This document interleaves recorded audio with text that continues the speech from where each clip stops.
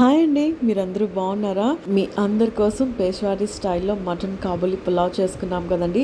అది భలే కుదిరింది కదా. అందుకని మీకోసం మరొక పేష్వారీ రెసిపీ తీసుకొచ్చానండి. అది ఏంటంటే చికెన్ కరాహీ అన్నమాట. ఇది కూడా చాలా టేస్టీగా ఉంటుందండి. మీరు తప్పకుండా ట్రై చేయండి.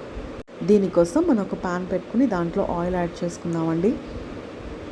ఆయిల్ కొంచెం వేడయ్యాక దాంట్లో మనం చికెన్ పీసెస్ యాడ్ చేసుకుందాం. ఇలా అన్నీ కూడా వేసేసుకున్నాక దీన్ని బాగా ఫ్రై చేసుకుందామండి.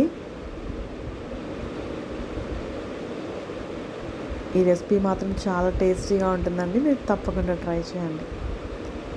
ఇదంతా కూడా బాగా కలుపుకున్నాక ఒక 15 నిమిషాల పాటు మనం మూత పెట్టేసి బాగా కుక్ చేసుకోవాలన్నమాట.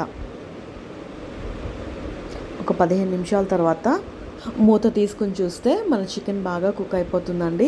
ఇప్పుడు దీంట్లోనే మనం ఫ్రెష్గా దంచి పెట్టుకున్న అల్లం వెల్లుల్లి పేస్ట్ కూడా వేసుకొని బాగా కలుపుకుందాం.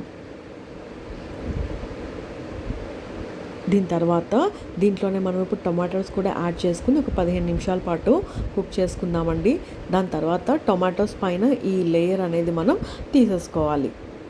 తర్వాత ఈ టొమాటోస్ అన్నీ కూడా మనం బాగా క్రష్ చేసుకుందామండి. సో దీని ద్వారా మనకి గ్రేవీ వస్తుందన్నమాట. సో ఇలాగా ఒక 15 నిమిషాల పాటు కుక్ చేసుకుంటే మన చికెన్ పీసెస్ టొమాటో ప్యూరీలో బాగా ఉడికిపోతాయండి. ఫైనల్గా మనం సాల్ట్ వేసుకుని బాగా కలుపుకుందామండి. చూసారు కదా, చికెన్ పీసెస్ కూడా బాగా కుక్ అయిపోయాయి కదండి.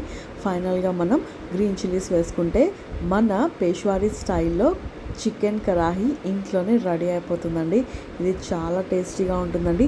ఇది చాలా యూనిక్ డిష్ కాబట్టి మీరు తప్పకుండా ఇంట్లో ట్రై చేయండి. ఇది మన స్టైల్లో కావాలంటే దీంట్లోనే మనం కొంచెం కారం ఇంకా గరం మసాలా వేసుకుంటే మన స్టైల్లో చికెన్ కరాహీ రెడీ అయిపోతుందండి. అది కూడా నేను ట్రై చేశాను, చాలా టేస్టీగా వచ్చింది.